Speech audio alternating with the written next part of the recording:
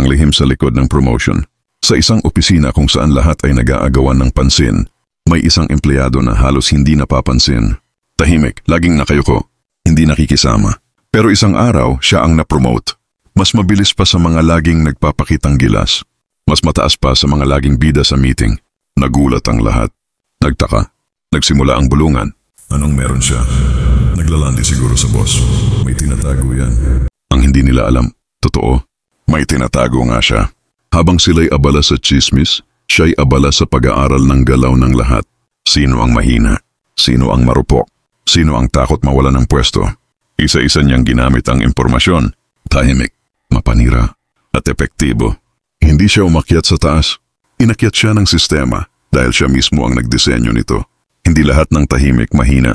Minsan sila ang pinakamapanganib. Thank you for watching. And subscribe for more.